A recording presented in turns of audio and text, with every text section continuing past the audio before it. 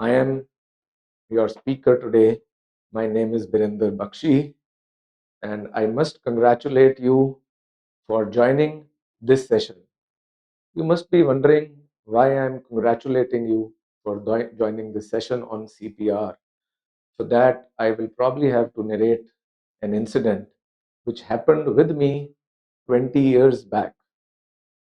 And that incident actually changed the course of my life. So let me share that incident with you. I was in a telecom company and I was attending a conference in US. In the evening party, there were almost like 100 people in the gathering, and we had various competitions. So there was a competition on pastry eating, and then we saw this young guy who was competing in the pastry eating competition. There were 30 seconds, and the person who ate maximum pastries during the session in 30 seconds was to be awarded. Now, this guy picked up the pastries and started going one, two, three, four. In 30 seconds, he must have gobbled something, I don't know, maybe about 20 pastries or 30 pastries.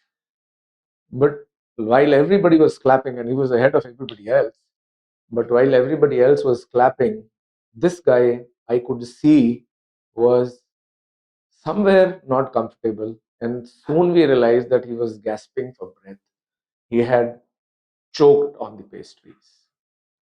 Now, when he had choked on the pastries, he was gasping for breath. He had a little bit of breath coming in, and the usual uh, response from everybody was slap on his back, and that's what a lot of people did. It only made the condition worse. And suddenly, I saw that boy collapsing, and he became unconscious. Now there was panic all around. Somebody was trying to call the doctor, somebody was trying to revive him, somebody was trying to sprinkle water on his face, but nothing was happening. And there was 911 called, and we could hear the sirens. But the 911, we were on the 20th floor, and it would have taken time for 911 to come. Then there was this guy, a guy in 40s. He got everybody to get away from the victim, and what he did in next few minutes was remarkable. He first got this guy up and he started doing Heimlich's maneuver. He was pushing vigorously. I didn't know at that time that was called Heimlich's maneuver, but he was giving abdominal thrust upward. Somebody was holding him, and this guy was. And after a few seconds, I saw some pastry coming out. But that person was unconscious. So we saw the pastry coming out. He quickly cleared his mouth. And then he started feeling his pulse, his breathing. And he realized something was not right. So he immediately started giving him abdominal, he started thumping his chest. What I thought at that time, a point of time, was thumping of his chest. And we realized that the boy was kind of getting back into consciousness. What had happened was the boy heart had stopped, and I guess his breathing had also stopped. But he vigorously kept on, pumping his chest, and that's what I call at that point of time. And then, in few seconds, we saw the 911 people came with the stretcher, and they moved him. And later on, we realized that that boy had survived. Thank God for it. He survived, and he changed my course of life forever. I immediately changed my bookings. I was in US and I had to come back to India. I changed my bookings. I enrolled myself for a course on first responder. That time it was called first responder, and CPR was a part of that course. I joined them, and I was so impressed by that course in the first 2 days. Then I joined them for train the trainer module. So I became a trainer on first responders, which we call as first aid or CPR. So welcome to this CPR course. Today I'm going to uh, tell you things about CPR.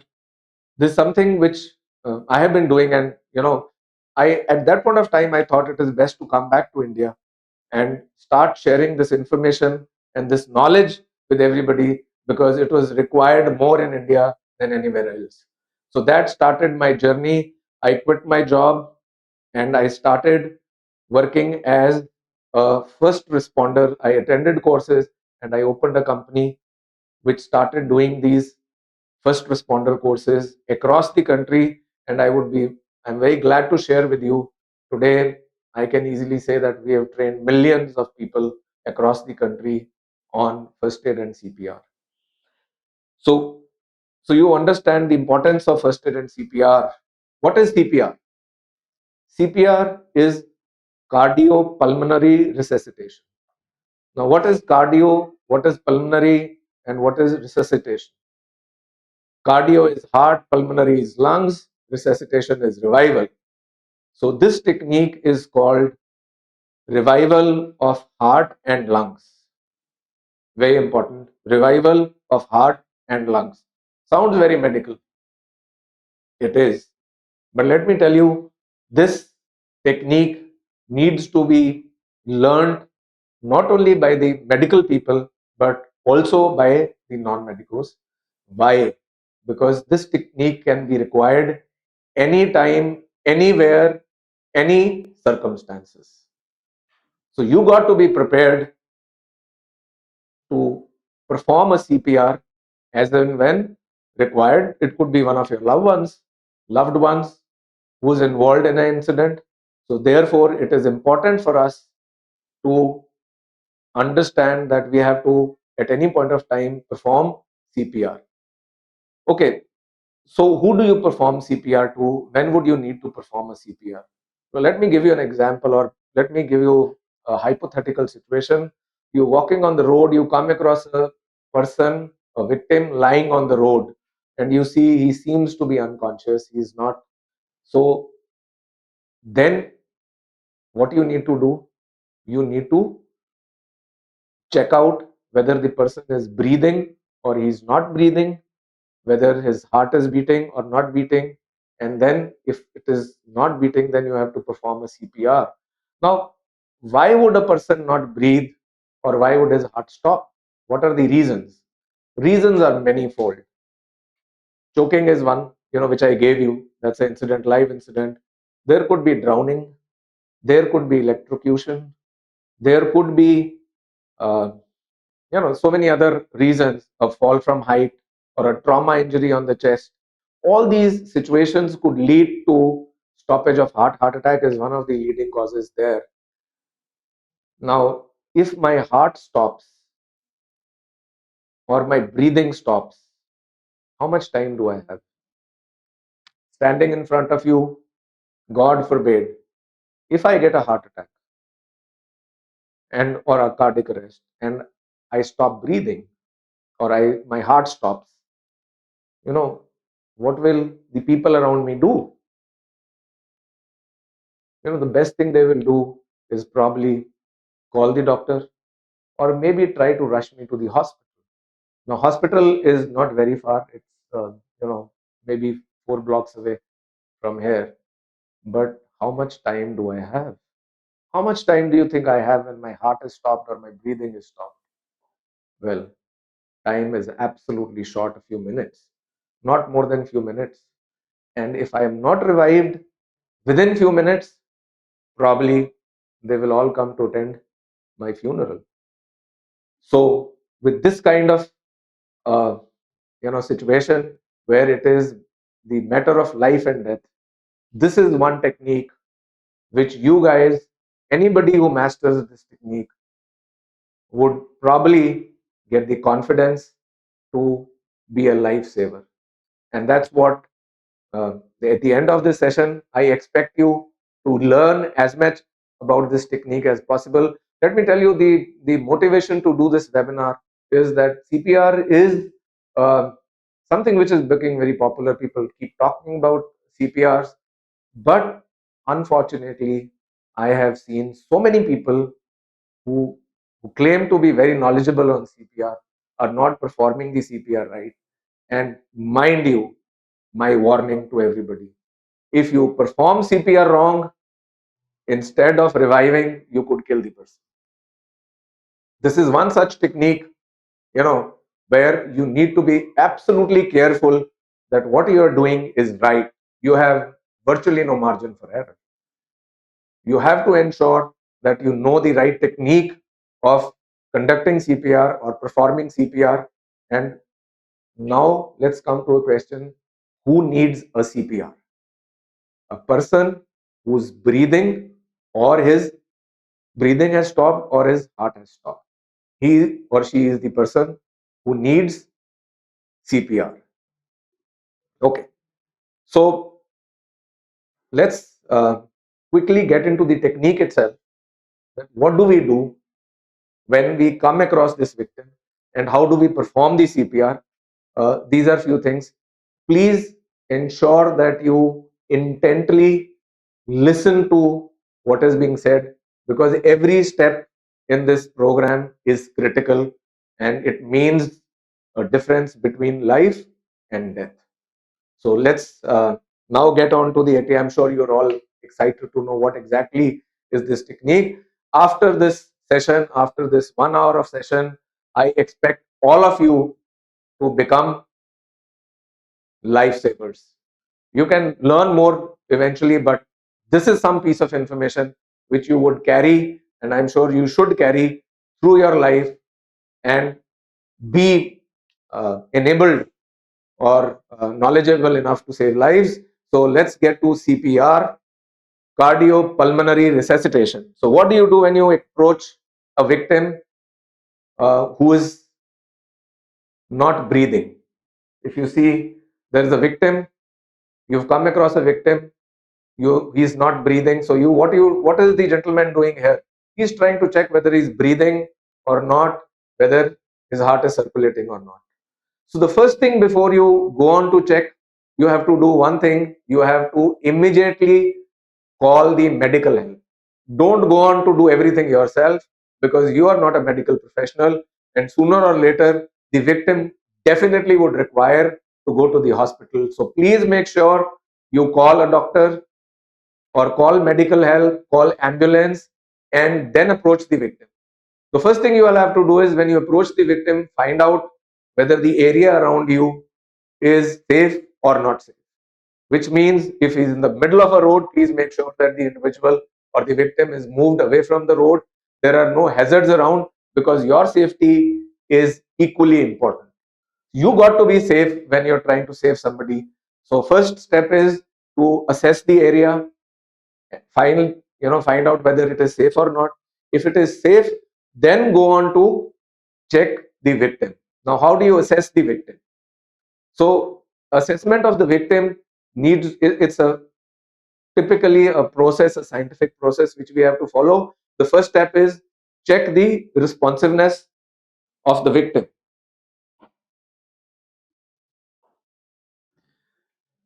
This is the responsiveness of the victim. So how do you do it? If you see this, I have a dummy with me. So how do I check the responsiveness of the victim?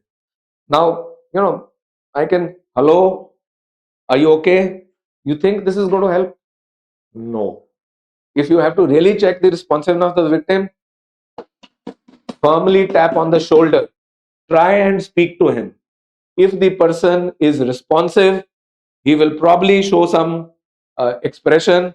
And if the person is not responsive, then the next step which you have to do is to assess the victim. Now, there used to be, it's written CAB. There used to be, a few years back when we were doing these CPR techniques, it used to be, and it is still, the mighty WhatsApp University still uses ABC, Dr. ABC. But a few years back, the American Heart Association changed this acronym from ABC to CAB. ABC is airway, breathing, circulation. So the sequence was check the airway, check breathing, check circulation. But few years back, after a lot of research, American Heart Association uh, changed it to CAB. The first thing is check circulation, then airway, then breathing. What do you think is the reason? I'll tell you the simple reason is it was concluded in this research that there is enough uh, blood, oxygenated blood in the body when the victim meets with an accident or suffers a heart attack. Now, brain requires continuous supply of blood. Brain is a very greedy organ in the body, and if brain is deprived of oxygenated blood, even momentarily, brain reacts. So it's extremely important for us to ensure that the blood to the brain is restored as quickly as possible. We have a few minutes or maybe a few seconds to do that. Why? Because within 3 to 4 minutes, the brain cells start getting destroyed. If it doesn't get oxygen, the brain cells start dying, and within 8 minutes, the brain cells would have gone through irreparable damage, which means one could be handicapped for the rest of the life. So therefore, this activity or this technique has to be used immediately, and that is the reason why American Heart Association decided that we have to give circulation first. By restoring the circulation of the individual, what you are doing is the oxygenated blood which is there in the body already is actually sent to the brain, so that the brain keeps functioning. It does not start shutting off the vital operations of the body. Okay, so that's the reason why it is CAB and no longer ABC. It is circulation, airway, breathing. Okay, now how do we, so what I will do is I will now tell you how to check various how to check circulation, how to check breathing, and how to check the airway. Now, how do you check the circulation? You can see here, normally, how do I check if somebody wants to see whether the person's heart is beating or not? What do? We check the pulse. Okay, so that's interesting. How do we check the pulse? Somebody in that class asked me 20 years back, how do you check the pulse? I very promptly, excitedly put up my hand and said, this is how you check the pulse. Okay, some of the people laughed there. But what I realized that I had absolutely no knowledge even about the basic things like checking a pulse. Pulse cannot be checked with your thumb. Why? Because thumb has its own pulse. So if you happen to check somebody's pulse with the thumb, what will happen? I will get a heartbeat which is my own. I will feel the pulse which is my own. And I might presume that the guy is not dead, or is already, his heart is circulating. So that's dangerous. If you've seen doctors, they always check the pulse like this. This is the way you need to check the pulse. You cannot be, or you can even check the brachial pulse.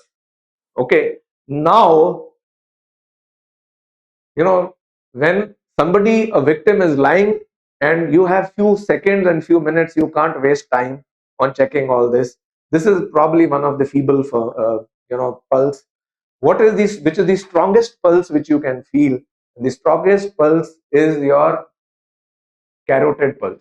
Now, carotid pulse is one which is the last pulse to go, and it is closest to the heart. So it is right below my chin. If you all can just start feeling here, press here a little bit, you will feel the pulse. This is what carotid pulse is. And this is the last pulse to go when a person is dying. So therefore, it is important to check the pulse. If you see this picture, this gentleman, uh, the responder, the first responder is trying to check the pulse, which is carotid pulse.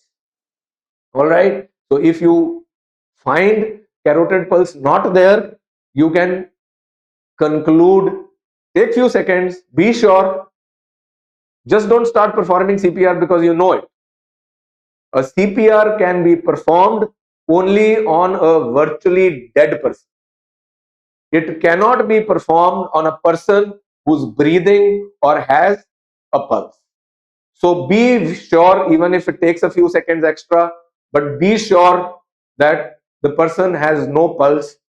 Then only start the circulation. Now I will go through the various steps. I'll go through the technique little later during the session. Quickly, we will see how you do the various checking. So first is the circulation. Now CAB is circulation, airway. Now how do you check the airway?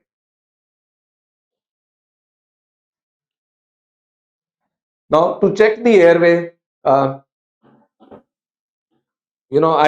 have this dummy where, so you please focus on this. So what do I do first? To check the airway, I have to first tilt the head back. Once I tilt the head back, it actually rolls the tongue down and it gives me a view in the mouth. I need to use a barrier because we are not sure what the victim, what bacteria or what virus he might be carrying. Especially after COVID, we got to be very, very careful. So what you need to do is to use a barrier. It could be a hanky, it could be a paper, it could be anything, and clean the mouth and remove the obstruction. Once you are sure that the airway is open, then what is the next thing which you do? Because if you have done like this, the tongue would have fallen back, and you could see, I mean, the fallen back tongue would come back into the original position, and you can see through that your airway is open, so you've removed the obstruction. Then second thing which is more important is, now how do you assess whether he's breathing? Normally, how do we check a person is breathing or not? Okay, simple. We look at the chest, rise and fall of the chest.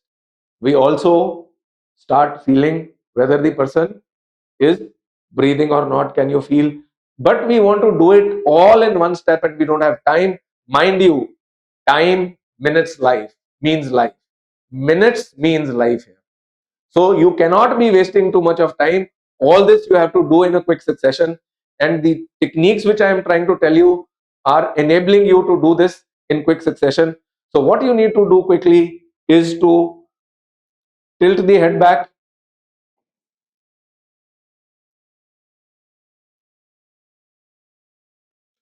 And then you have to perform this, all three things in one go. And performance is, what you're going to perform is look, listen, and feel. You can look at the chest breathing, you can feel the breath, and you can also listen to the breath. So how do I do it? Just see carefully. I have tilted the head back. I have put my cheek closer to the individual's mouth and nose. So what am I doing? I am actually looking at the rise and fall of the chest. I am also feeling the air on my cheek, and I am also trying to listen to the breath. Now, all these three things I have done all at one time. Okay. Now, if I see the person is not breathing, I will tell you what would be the sequence of uh, the technique. But I have to establish these facts. So I have established that the person is not breathing. I would tell you in the technique what would be my next step. Now, third thing is, now we come to the most important part. We've checked the person not breathing. heart not circulating blood. Now, how do you perform a CPR? So let's come to the real technique. How do you perform a CPR? Okay. So what we will do is now I will perform the CPR, the whole activity on a dummy, so that you all understand how this activity is performed. So let's get to the dummy itself. Now this is the dummy, okay, and I'm keeping this dummy on the floor. All right. So now this dummy is on the floor, and we will perform CPR. Now the process is very clear. I'll go through the whole iteration again so that you understand. First thing I do is I actually approach the victim and I do assess the victim. So how do I assess the victim? First, I feel the carotid pulse. Now, supposing the carotid pulse is not there, what do I do? Do I check the breathing? Do I check the airway? No, we don't check the airway. We don't check the breathing, because the oxygenated blood, if it is there and if the heart is not beating, as I said in the earlier part of my presentation, you need to ensure CAB. So first restore the circulation. Don't check breathing, don't check airway, immediately start circulating. So how do you do that? Now this is a very important part of my presentation, and this is where you guys have to look at this very clearly. Okay. All right. So what do I do? I assess the victim. How do I assess the victim? Hello, are you okay? Are you okay? He's not responding. Then I immediately check his circulation. So I check the circulation. Is not there.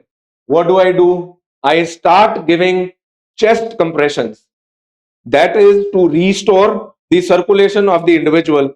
So how do I give chest compressions? Now that's an extremely important. I have seen a lot of people talking about chest compressions in my class, and a lot of people come and say, "हाँ sir, छाती पे दबा दो."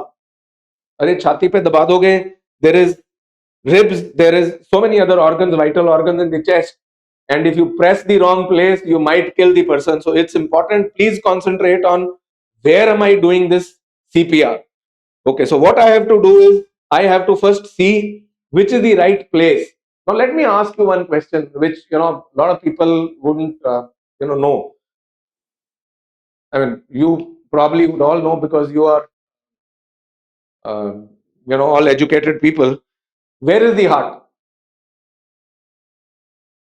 Can somebody tell me where is the heart? Heart is presumed. A lot of us have known through movies and all. The heart is on the left side of our chest. Now, is that right? Is heart on the left side? The fact is, heart is not on the left side. So, mind you, all the movies where the heroes put their hands on the heart and said, मैं अपने दिल पे हाथ रख के कसम खाता हूं, those कसम्स were not right. Why? Because heart is never here.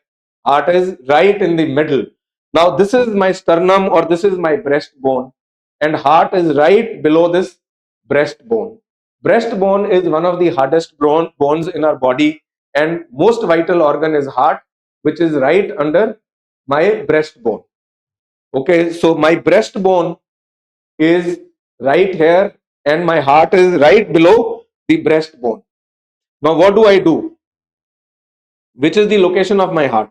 So what I do is I immediately, if I see there is no circulation, I start performing the CPR activity and technique. So what is that CPR activity and technique? I have to approach. Now there are a few things which you have to keep in mind for this CPR activity. First thing which you have to keep in mind is that approach the victim. If I am a right-handed person, I approach the victim from the right side. If I am a left-handed person, I approach the victim from the left side. All right, so I am a right-handed person, so I am approaching the person from the right side. So what do? I actually approach the person from the right side, and now where do I perform this activity? I have to restore the circulation. So where is my heart? Heart is right in the middle of my chest. Okay, and how do I know where it is? I have to draw an imaginary line between the two nipples, and this line will define where the heart is. It is right below the sternum. This is the sternum, and it goes right up to this. So this is the sternum, it goes right up to this place. Why am I approaching the person from the right side? Why not from the left side? Because the positioning of your hand is very important. I need to make sure that when I put my hand, my thumb is facing the face of the individual. It cannot be like this, because right here is something called a Z-fight process. Now that Z-fight process is something which is a small bone-like structure which is right below my sternum, that's hanging. Now if supposing I give CPR like this, I might break this, and if this Z-fight process gets broken, it might lead to fatality. So very important, I approach the person from the right side, I keep my right hand, because I'm a right hand person, on the sternum. And where do? I do it right in the middle of the nipples, which is where the heart is there. Now how do you do it? What is the next part of the activity? Once I put this hand, I need to lock this. Now before I do this activity, two things very important you have to keep in mind. The victim needs to have a hard surface below him. Now if there is no hard surface, if you're doing it on a bed, what will happen? When I give the thrust, the bed or the mattress would absorb all the thrust and probably will not be able to reach the heart.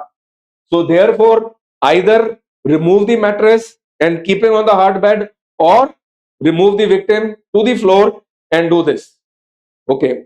Now, the way I have to do this is simple.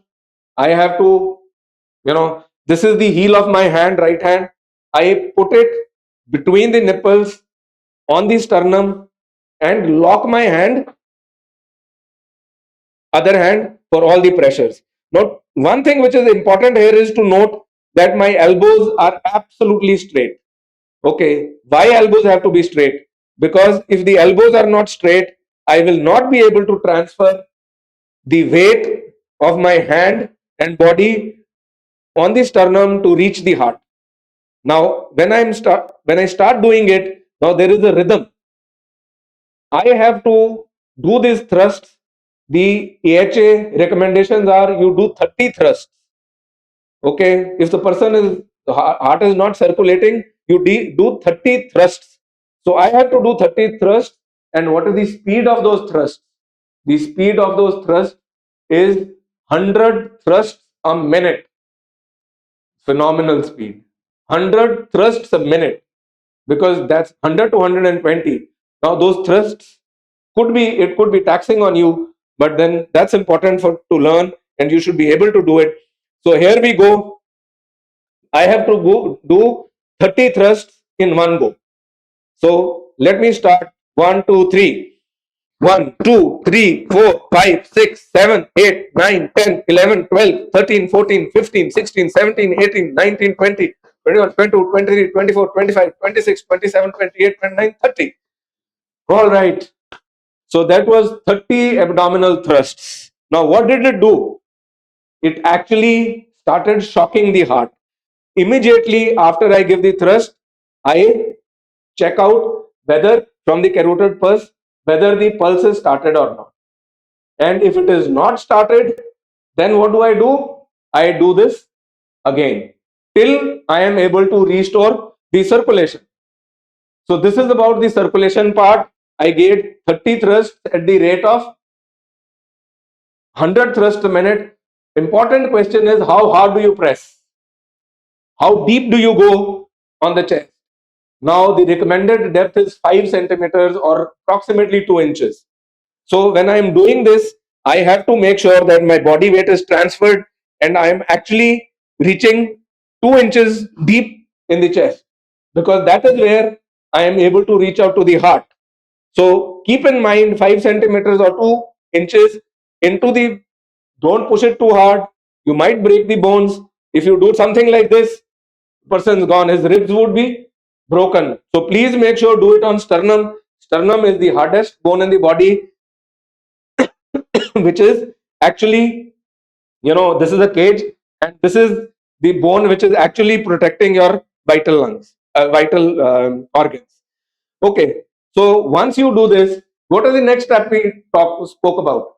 The next step we spoke about was airway, cab. The next step is airway. Now, how do we make sure that the airway is restored? Okay, so we have to first check whether the person is breathing or not.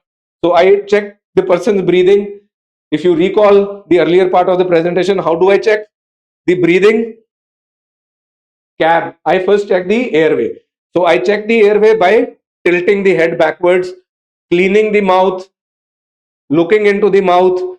If the mouth is clean, not clean, clean it otherwise, and then check whether the person is breathing. How do I check the person is breathing? I look, listen, and feel. Now, if I see the person is not breathing, I need to immediately start giving him breaths. Now, the American Heart Association's recommendation is 30 compressions and 2 breaths. Now, how do I give breaths? Now, I don't know the person. I don't know what virus he is carrying. So, should I give him breaths? Yes, if I want to save the life, I need to give breaths. So, what I can do is I can create a barrier. There's something like, this is a polythene. I can put this polythene here, or if you do not have a polythene, you can make a barrier. Now, this is a piece of paper which I have. All you need to do is to cut the middle of this, create space for mouth, and keep it here. Great. So you all know this is the barrier which is there. Now, next thing what I do is to give 2 breaths. How do you give these 2 breaths? First, I tilt the head back. Why I'm tilting the head back? Because if I don't tilt the head back, the breath will not go into his lungs. It will stay up only. So important to tilt the head back, put the barrier, and what is the next thing which I do? I pinch the nose. Why do I pinch the nose? Because if I am giving breaths and I don't pinch the nose, what will happen? Breath will go from the mouth, escape from the nose. It will not reach the lungs. So what I do is I actually pinch the nose and give 2 breaths. So watch carefully. Take a deep breath. Watch this chest. You saw this chest rose. I have to keep seeing this whether the chest rose or not. Now, once you've given these 2 breaths, then what did it do? It actually added oxygen. Now, what is the importance of these breaths? Now, the importance of this breath was that it actually mixed oxygen in the blood. What does breathing do? What do lungs do? They actually mix oxygen. Normally, how much oxygen is there in the atmosphere? There is something like 21% of the air is made up of oxygen, and we all breathe 21%. Now, you would all be asking questions, when I am exhaling, how much oxygen am I giving out? Is it enough to get the oxygen in the victim's blood? Yes. When we exhale out, it's almost like 16% of oxygen which is going into the victim's lungs, which is enough for him to provide oxygenated blood to the greedy brain. Okay, so this was the the CPR, the way CPR is performed.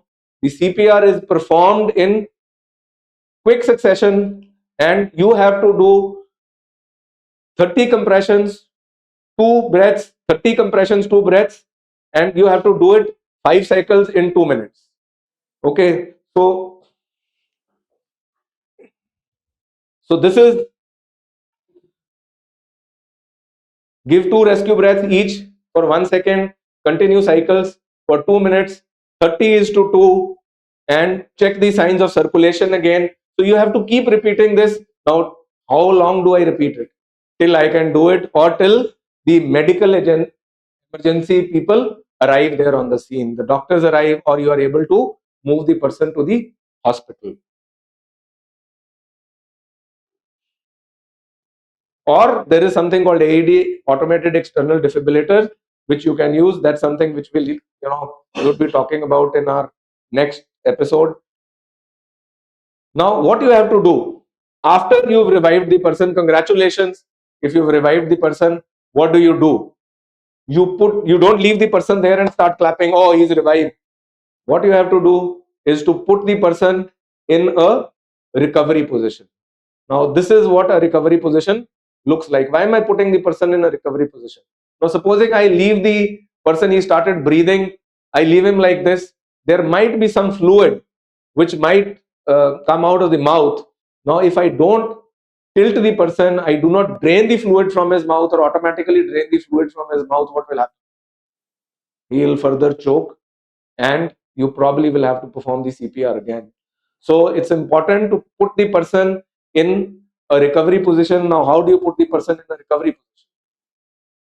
This is a recovery position skill drill. Extend the left arm over the head of the victim. Put the right hand on the cheek. Bend the right knee. You will be wondering, what am I doing? Roll the victim on the left side and secure the right leg on the left side. Now, why this drill? Because we do not want, we tilt the person on this side, then he falls back on this side, or he falls mouth down, because all this is going to again restrict his breathing. So therefore it is important to put the person in the recovery position, and that's what is ensuring. If you see that whatever liquid is there in his mouth or whatever obstructed material is there, it will be drained out. This is one technique which is very important for us. Open the airway. Okay, so this was it. This is what CPR is all about. I hope you were able to learn some important things. I'll just reiterate what we said in this presentation. Who needs CPR? A person who is not circulating, his heart is not working, or he is not breathing. So mind you have to check these two things quickly. Once you have assessed the victim and you're sure that he is not breathing or he is not circulating, first thing you have to check is CAB. You have to check whether his circulation is there. Then you have to check airway. Then you have to check the breathing. If circulation is not there, then you go on to giving thrusts, which is you give the thrust on the chest, and those thrusts are at the rate of 30 thrusts, 100 at the rate of 100 thrusts a minute. You have to give 30 chest compressions. What is called thrust is a chest compression. So you have to give 30 chest compressions to the person at the rate of 100 compressions a minute, and then you have to keep checking the circulation. If the circulation is not revived, go again, give 30, and in case the circulation is revived, second thing is you start checking the airway. You check the airway by tilting the head back, and you remove obstructions.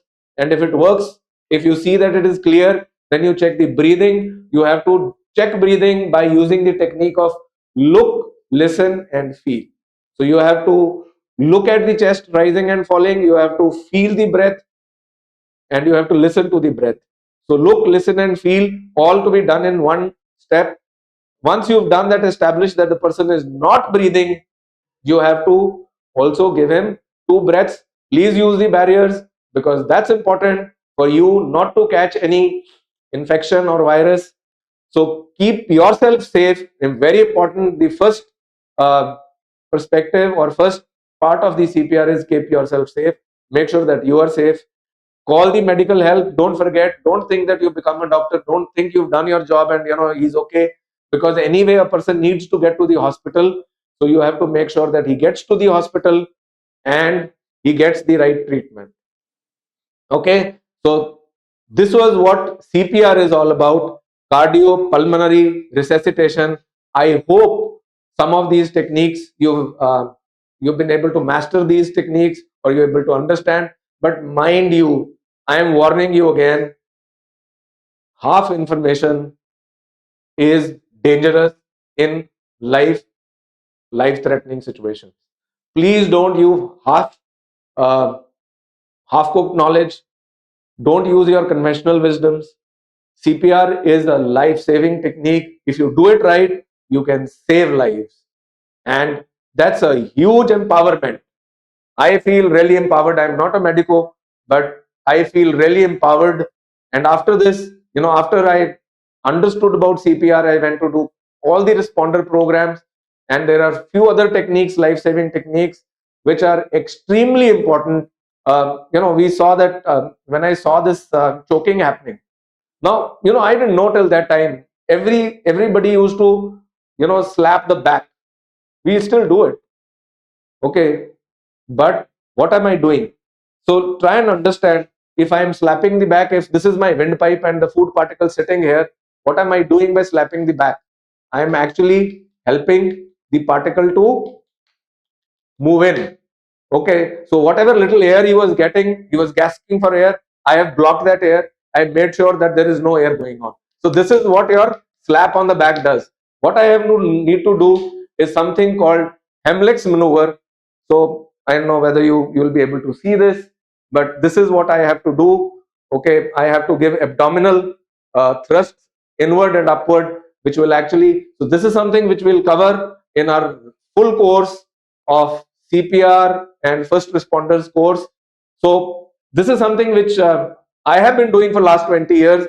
And this is, as I said, this was the life changing incident which I encountered 20 years back. It changed the course of my life. I quit my telecom industry, came into this, and I started a company called Safety Circle.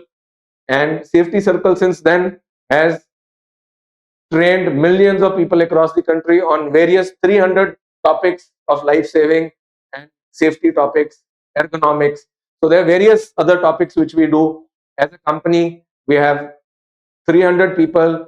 Many of them are doctors, many of them are engineers, many of them are safety professionals. So with this, one question which I have to ask you quickly before we conclude this session. You pull out a person from a swimming pool, you've seen he's drowned in a swimming pool, you bring him out.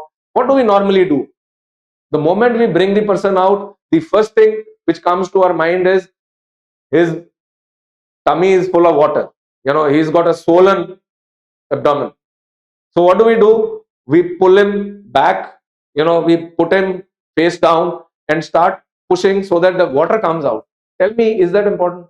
If the person is drowned and you pulled him out, is it important to take the water out? Is the water which is making him die? No. Water is not doing anything. It has gone through the windpipe. It has gone into your tummy. It is not bothering you any longer. You might take the water out, but what you have to check is, you have to check his heartbeat and breathing. Now, if you take the water out, but the person is not having a heartbeat or is not breathing, what do? We virtually taking the water out of a dead man and we leave him dead. You mastered the technique of CPR, so you need to make sure that the water can wait. What cannot wait is circulating of the heart. What cannot wait is the breathing of the individual. So this is one wonderful technique which you guys need to master. Mind you, it's important to master this technique on on a dummy. Please don't try it on anybody just because you know CPR. Don't go back home and tell your son, okay, lie down, I'm going to perform CPR on you. Please don't do that. Learning this is important, but learning when and where to do it is even more important. You've got to do it only on a person who is virtually dead, who is not breathing, whose heart is not circulating. Do this activity only, or do this technique only with the victim who's not breathing or whose heart is not beating. Don't do this activity on anybody else. But important thing, master this technique. Please go to your nearest place where you can get an actual training. This is an important training and you will take time. Let me tell you, when I was doing my training in US on this, it took me 3 days to master this. Sometimes I used to press and the beep would go off that you've already pressed harder. Sometimes I used to press and the beep wouldn't go off. Why? Because I haven't pressed enough. So this is an important technique and this should be learned in a structured scientific environment where you are under a supervision of a trained CPR. Mind you, Safety Circle India has doctors now to do this. Though in US, when I attended these courses, there were no doctors who were doing it. But in India, I understood this, that we need doctors to do it. So I got all the doctors who are doing this. We have plenty of doctors within our organization spread across the country and outside the country. We are doing these courses in US, in Canada and other places also. So thank you very much for attending this course. I hope that this particular session has a similar effect on your perception. It does change your life course. It does change your perception about life saving, and you enroll for various other courses of life saving where you can save a life of a person who's fallen from height, who has a back injury, so many things. There are more than 30 medical emergencies which you need to understand that you have to take appropriate action. Do not rely on your conventional wisdom. We have been, from generations, we have passed on these conventional wisdoms, which actually at times, we've done wrong things, which has actually aggravated the victim's situation. Simple, I'm just giving you one example. A bee stings here. What do? We start rubbing it with the iron. Why do we rub it? Nobody knows why. But what we are doing is, when the bee stings, the sting or the poison of the bee is only accumulated here. But by doing this, what am I doing? I am spreading it across so that the larger part gets swollen, not that part. What you need to do? A question. What is that you need to do if a bee stings? What do you need to do if you choke? I told you Helmets maneuver. How do you do it? So many other things. What do you do when a snake bites? What do you do when there is a burn? All these need to be dealt scientifically without, with unlearning of your conventional wisdom, conventional myths, which have been, downloaded to us from generations. So thank you very much. I request you guys to read more about this. In case you want to join any courses, so you have our number here. We are giving online courses. We are also giving on-site courses. You can join any of these courses. Register yourself for a certification course. We give a certification which is valid for 2 years from our side, and then you have regular refresher courses which you can join. There are other courses like very important courses like ergonomics. Our children are suffering from back aches, neck aches. We are also suffering from that. So that ergonomics courses, stress management. So these are all the courses, medical courses which we are giving. This is not medical, this is wellness courses. Typically, so we are typically in a wellness domain.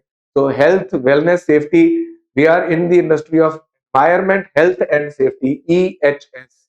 Environment, health and safety. So this course comes under our domain of health. So thank you very much for being with us. It was wonderful talking to you guys, and wait for our next announcement for other interesting courses where we discuss other life-saving techniques, other life improvement techniques, other wellness techniques. Till then, take care, be safe, enjoy your day. Thank you so much. All the best.